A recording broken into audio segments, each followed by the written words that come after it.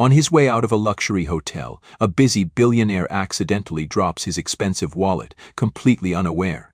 But when a homeless black girl returns it, before he even realizes it's missing, something shifts. He sees a frail, starving child, fighting for her life in a world that has long ignored her. What happens when two lives from opposite worlds collide by chance? Before diving into the story, leave your thoughts in the comments below. We'd love to hear what you think. The city of New York hummed with its usual chaotic rhythm, a mixture of honking horns, hurried footsteps, and the distant rumble of an approaching subway train. The late afternoon sun cast a golden glow over the glass facades of towering skyscrapers, reflecting off the polished surfaces of high-end cars idling along the curb. The scent of roasted chestnuts from a nearby vendor mixed with the sharp tang of exhaust fumes, creating a scent that was uniquely, unmistakably urban.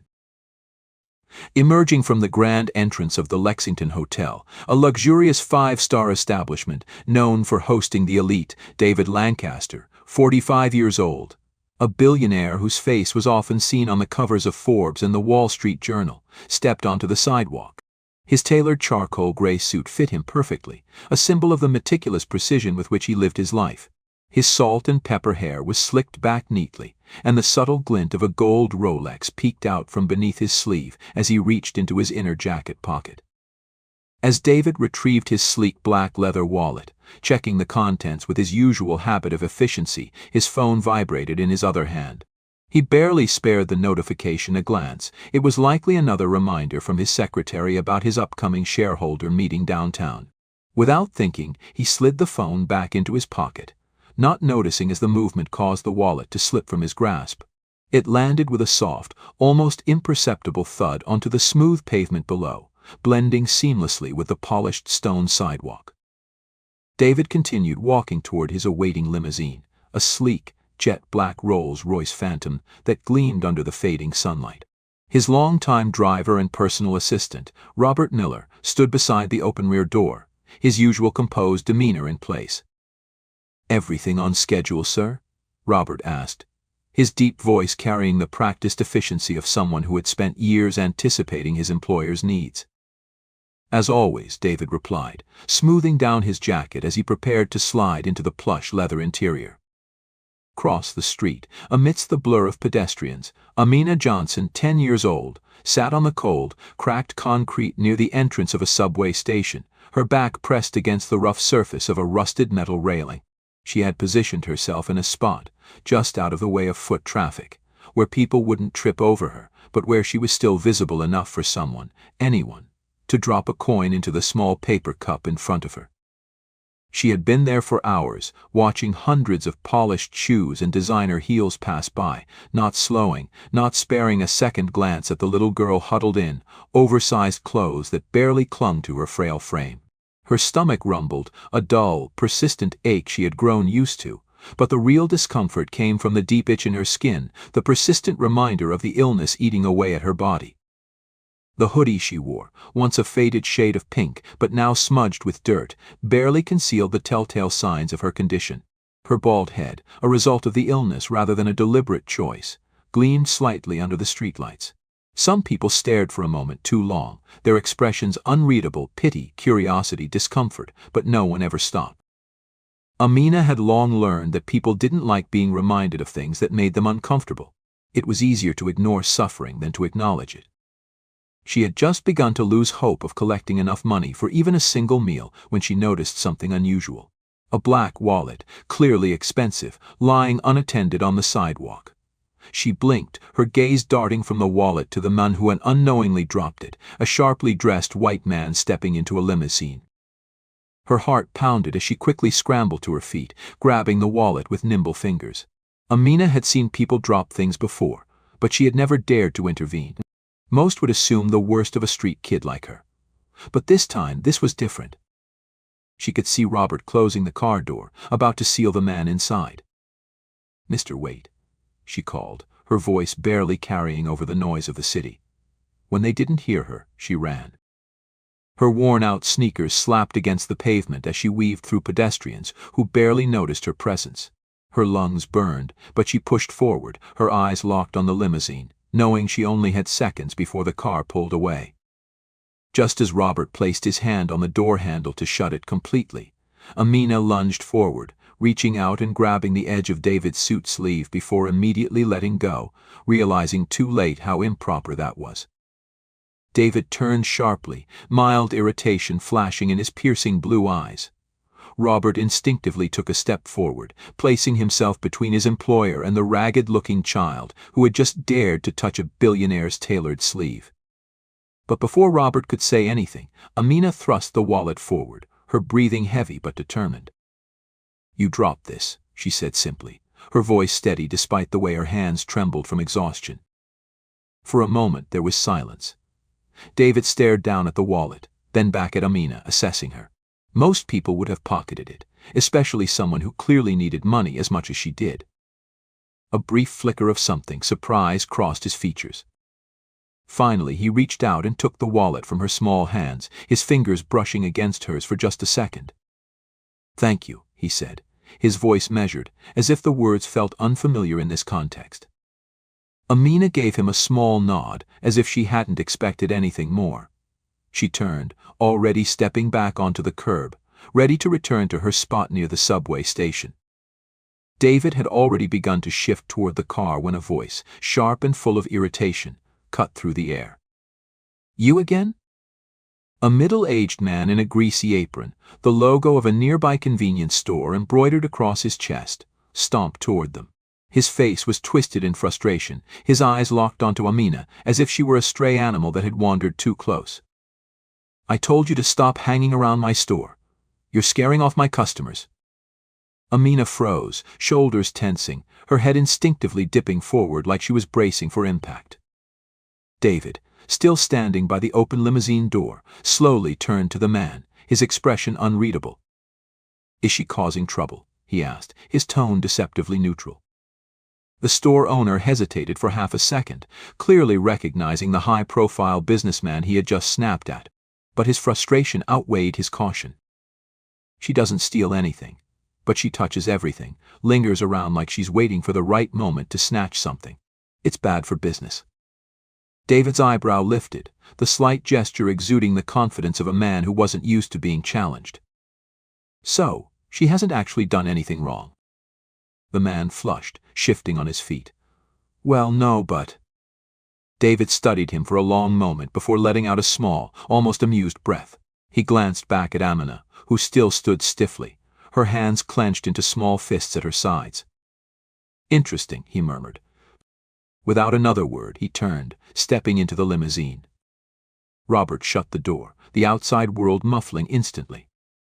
As the car pulled away, David didn't immediately reach for his phone or his meeting notes.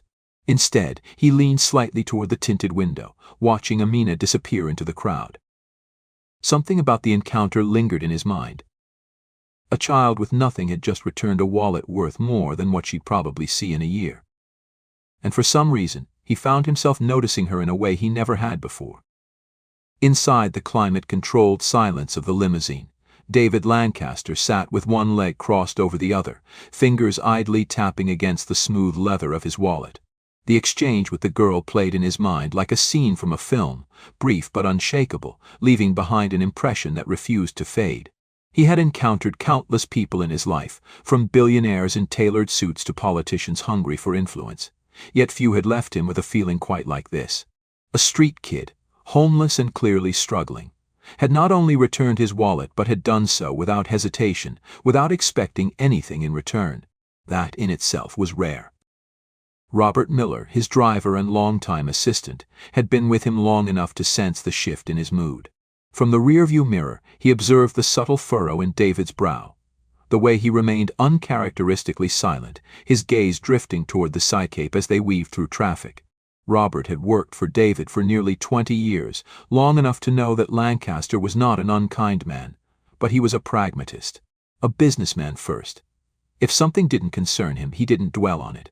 But this, Robert could tell that something about the encounter had unsettled him in a way David himself probably hadn't even processed yet. Adjusting his tie, Robert cleared his throat. "That was unexpected," he said, his voice measured. "Most kids in her position would have kept the wallet." David didn't respond immediately. He turned his attention to the window, watching the crowded sidewalks blur past. After a moment, he exhaled through his nose, a thoughtful sound rather than a dismissal. "She didn't even think twice," he murmured, more to himself than to Robert. "Just ran after me, like it was the only option." Robert nodded slightly. Some people, even when they have nothing, still choose to do the right thing. David considered that, his fingers still absently brushing against the edge of his wallet.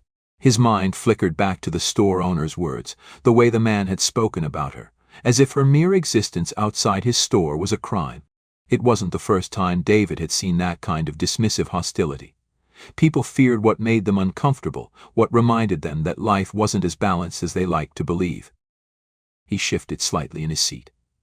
"Slow down, Robert." Robert, though slightly surprised, obeyed without question, easing his grip on the steering wheel as the limousine's speed decreased. "Something wrong, sir?" David scanned the streets as the car rolled forward at a more deliberate pace, his sharp gaze flicking through the sea of pedestrians. "See if you can spot her." Robert's brows lifted slightly, but he didn't question the request. Instead, he adjusted the rearview mirror, glancing out at the passing sidewalks. They both searched, eyes moving through the faces of hurried professionals, tourists clutching shopping bags, street vendors shouting over the city noise. Then, there, a familiar small figure, hunched against the cold brick wall of another convenience store a block down. The girl. She was sitting on the sidewalk, her knees pulled close to her chest, her paper cup still in front of her, though it remained nearly empty. Unlike before, her head wasn't turned toward passing pedestrians in silent hope. Instead, she was staring at her hands, fingers tracing over her thin wrists as if trying to warm them. David observed her for a moment, his expression unreadable. "Pull over," he instructed. Robert hesitated only for a fraction of a second before easing the car toward the curb, bringing the limousine to a smooth stop just ahead of where the girl sat. David reached for the door handle, pausing only briefly before stepping out onto the pavement. His polished Oxford shoes met the cracked concrete with a quiet but definitive sound, one that made the girl's head snap up. She recognized him immediately. Her dark eyes widened slightly, though whether in surprise, confusion, or caution David couldn't tell. He crouched to her level, taking care to keep his movements measured, unthreatening.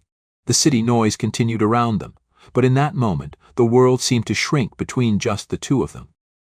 "Hello again," he said, his tone calm but intent. The girl's gaze flickered to the limousine behind him, then back to David, her instincts screaming that this was out of the ordinary. Men like him, men in expensive suits, stepping out of cars worth more than a lifetime of meals, didn't come back. They didn't stop twice. "Did I forget something?" she asked carefully.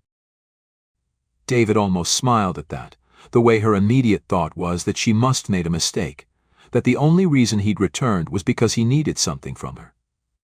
"No," he said simply, "but I think I might have." Her brows knitted, confusion flickering across her features. David didn't immediately elaborate. Instead, he reached into his wallet, the same one she had returned to him just minutes ago. He withdrew several crisp $100 bills and placed them in the cup in front of her. The girl froze, staring at the money as if she wasn't sure whether it was real. She swallowed. I don't need."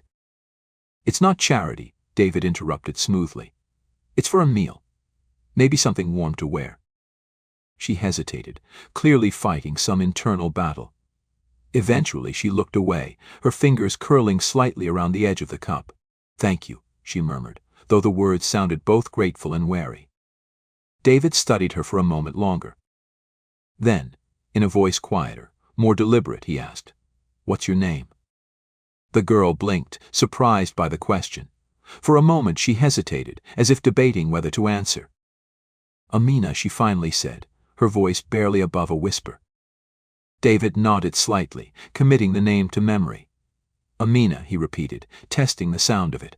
Then, with quiet intent, he asked, "What do you really need?" Her head snapped back up, her eyes locking onto his. David hadn't meant for the question to carry weight, but somehow it did. Because for the first time since they had crossed paths, Amina's carefully constructed walls wavered. She was still a child, still young enough to wish for things but old enough to understand how cruel the world could be. Her small hands clenched around the fabric of her hoodie, as if holding herself together. "I need help," she whispered. There was something raw about the way she said it, something that made David sit back slightly, something that told him this wasn't about the money. Before he could press further, before he could fully piece together the weight of her words, the moment was shattered. A new noise cut through the usual city chaos shouts. Not from Amina, not from David, but from passers-by, their voices tinged with curiosity, surprise. David turned his head just in time to see a small crowd forming just a few feet away. It had taken people longer than usual to recognize him, but now that they had, the reaction was immediate. "David Lancaster," someone gasped, already pulling out a phone. "Oh my God, is that him?"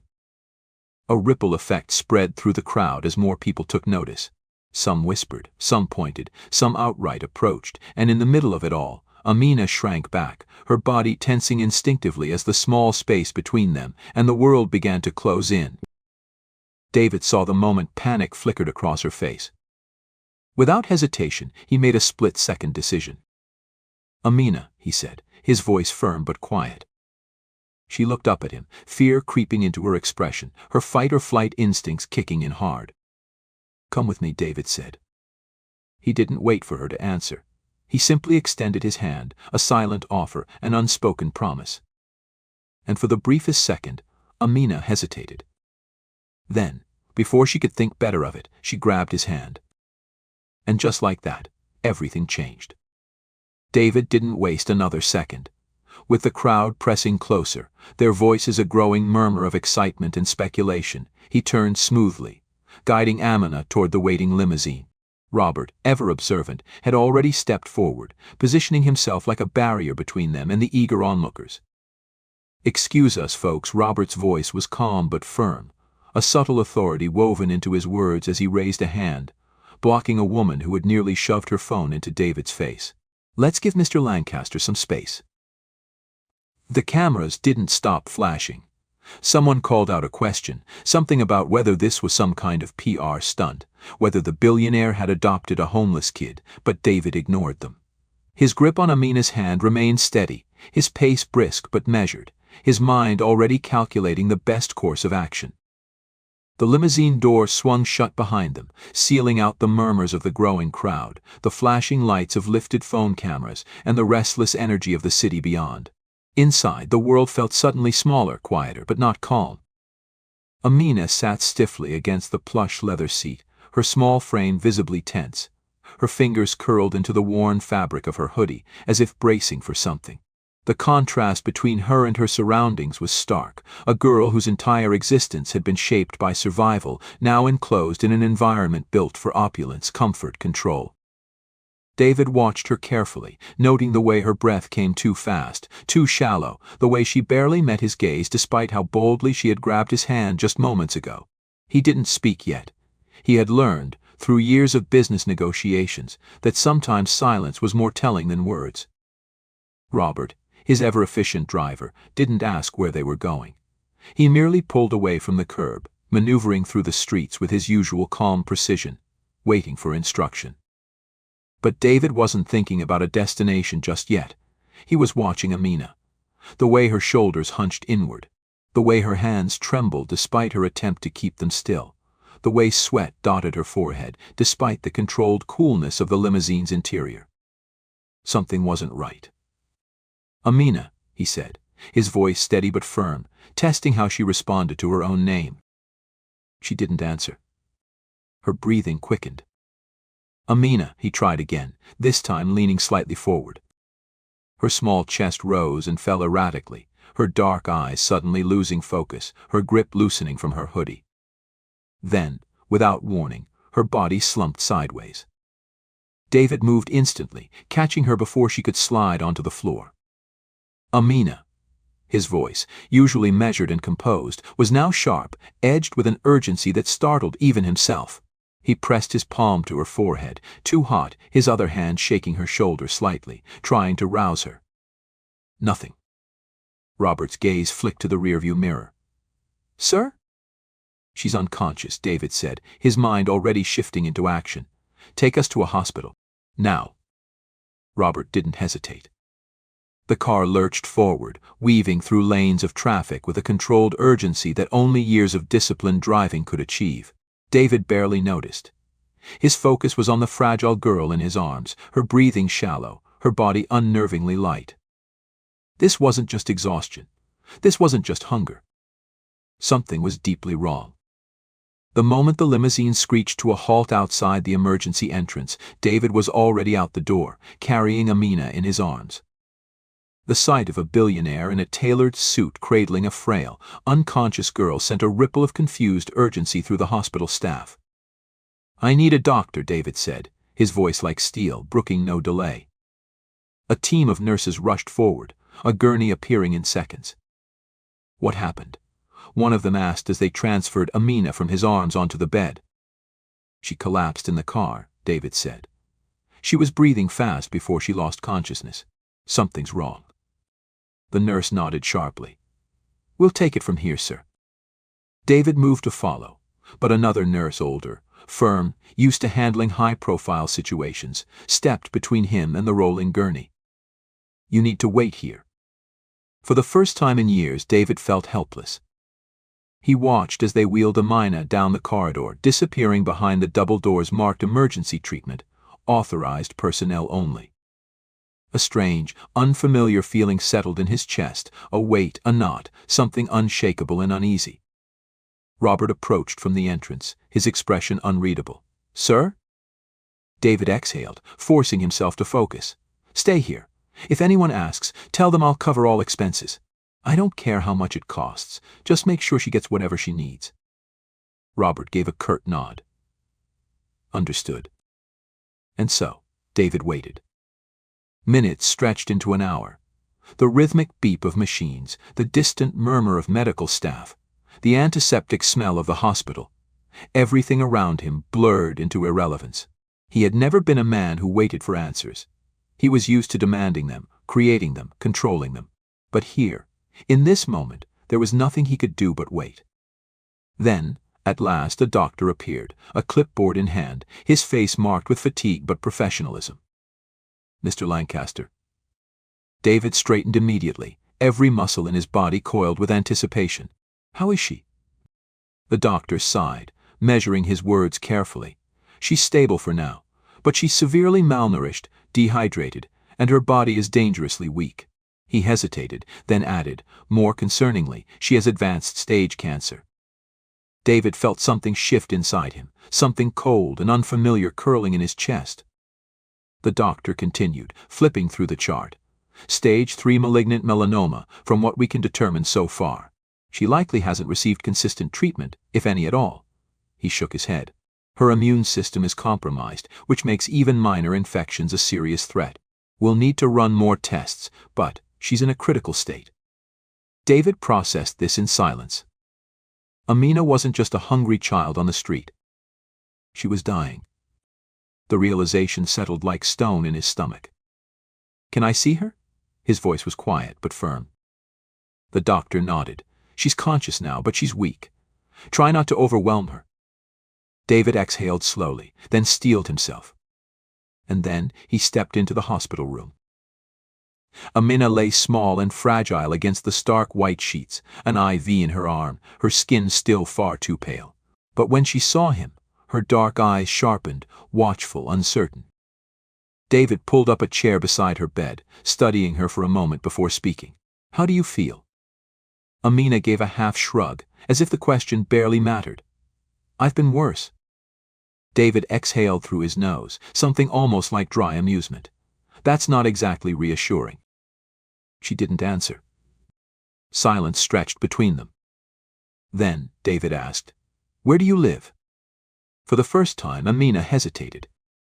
Then, quietly, she murmured, "A shelter. A group home."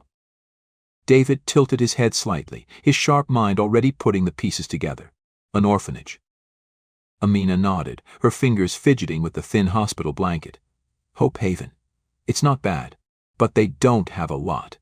The medicine I need, the hospital visits." She trailed off, shrugging again, as if that was just the way things were. David didn't speak right away. Instead, he considered what to do next. Finally, he said, "Take me there." Amina's gaze snapped to his, startled. "Why?" "Because," David said simply, "I think I need to see where you come from." For a long moment, Amina just stared at him, as if trying to decide if he was serious. Then, finally, she gave a small nod. And just like that, the course of David Lancaster's life changed forever. The rain had started by the time they reached Hope Haven. It wasn't a heavy downpour, just a soft, persistent drizzle, the kind that made the air thick with the scent of damp pavement and old brick. The limousine rolled to a stop in front of the weathered building. Its once white exterior now faded to a dull gray, the paint chipping in places. The windows, some of them cracked, glowed faintly with the dim light from inside. The sign above the entrance, Hope Haven Orphanage, was crooked, the lettering barely legible beneath years of grime and neglect. David Lancaster sat in the back seat, watching as Amina shifted beside him, staring at the building with an expression he couldn't quite place. Relief? Embarrassment? Maybe both. He had seen a lot of things in his life: hostile boardrooms, desperate entrepreneurs, cities built and destroyed by the weight of money and ambition. But he had never seen anything quite like this. He stepped out first, opening an umbrella, then turned to Amina. She hesitated, glancing at the umbrella before looking up at him. Her instinct was to refuse, to insist she didn't need it. But after a brief pause, she moved closer, standing beside him as they walked toward the entrance. The moment the door swung open, a voice rang out, warm, familiar, filled with both relief and exasperation. "Amina Johnson." A woman in her early 60s stood in the doorway, her graying hair pulled into a loose bun, her round glasses slipping slightly down the bridge of her nose. She was small in stature but carried herself with a quiet authority, the kind earned through years of caring for children who had no one else. David watched as Amina shrank slightly, guilt flashing across her face. "Hi, Miss Olivia." Olivia Carter let out a heavy breath, closing the distance between them in 3 quick strides, her hands immediately reaching for Amina's face, brushing damp strands of hair away, checking her over like a mother would a child who had been missing for days. "Where have you been?" Olivia demanded, though her voice trembled with concern more than anger. "We've been looking everywhere. You can't just disappear like that. Do you have any idea how worried I was?" Amina winced but didn't pull away. I was okay, I swear. I just needed to." She hesitated, then turned slightly, as if suddenly remembering David was standing there. Olivia followed her gaze, her expression shifting from concern to confusion as her eyes landed on the well-dressed man standing in the entryway, an expensive umbrella in hand, his presence so out of place it might as well have been a mirage. David offered a polite nod. "David Lancaster." Olivia's brow furrowed. The David Lancaster? David wasn't sure if the way she said it was good or bad. Olivia blinked, shaking her head as if trying to process the absurdity of the situation. She started, then turned back to Amina, searching her face for an explanation. Amina shifted on her feet. "He helped me." Olivia's lips parted, but whatever questions she had, she didn't ask them. Not yet. Instead, she stepped back, holding the door open. "Come inside. It's cold." The interior was small, cramped, but clean. The walls were lined with shelves of donated books, the furniture was mismatched, and the air carried the faint scent of something baking, probably Olivia's way of making the place feel more like home. A group of children peeked from the hallway, their curious faces partially hidden behind the doorframe. Amina offered a small wave, and almost immediately a little boy no older than 6 darted from the group, throwing himself at her. "Amina, you're back." Amina staggered slightly but caught him, laughing softly as she ruffled his hair. "Miss me, Elijah?" The boy nodded fervently, clinging to her hoodie. "I thought you got lost." David watched the interaction, something unreadable flickering in his eyes. Olivia, still standing near the doorway, finally turned to him. "Would you like some tea, Mr. Lancaster?" David hadn't planned to stay long. But for some reason he said, "Yes." The kitchen was small but well kept, the table scratched and worn, the chairs slightly uneven.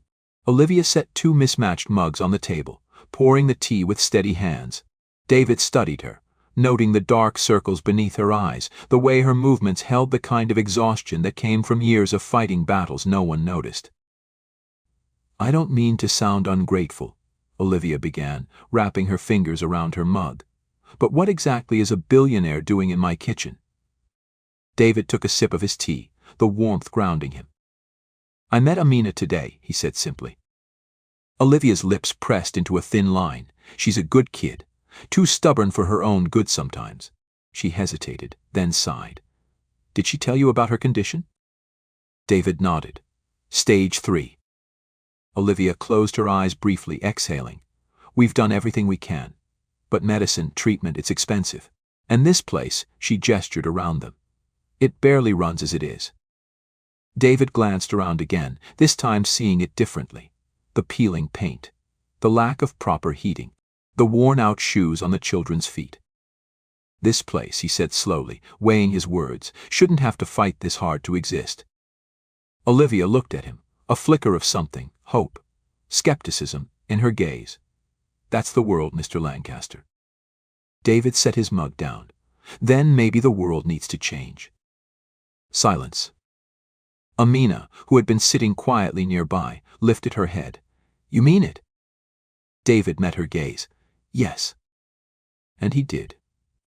The following weeks were a blur of movement, plans, action. David didn't just write a check, he rebuilt Hope Haven from the ground up. A full renovation, proper medical care, new beds, new books, a full pantry, and not just for Amina, but for every child in that orphanage, every child like her who had been told that survival was the best they could hope for. Amina's treatment began immediately. The best doctors, the best care, no more begging, no more waiting. And yet, even through it all, David kept coming back. Not as a benefactor, but as a friend. The rain had stopped. A quiet evening settled over Hope Haven, the air carrying the scent of fresh bread and newly polished wood. The once dilapidated orphanage now stood strong, filled with laughter, warmth, and something that hadn't existed there before, security. Inside, in a corner of the common room, David Lancaster sat in an oversized chair, a book open in his lap. Beside him, curled up in a blanket, Amina leaned against his side, her eyes half-lidded as she listened to his voice. And so, the traveler set forth, not knowing what awaited him, but certain that whatever lay ahead, he would face it without fear. David glanced down. Amina had fallen asleep, the smallest of smiles on her lips. He closed the book, exhaling softly. For the first time in his life, his wealth had done more than build empires, it had built a home. And somehow, that mattered more than anything. Join us to share meaningful stories by hitting the like and subscribe buttons. Don't forget to turn on the notification bell to start your day with profound lessons and heartfelt empathy.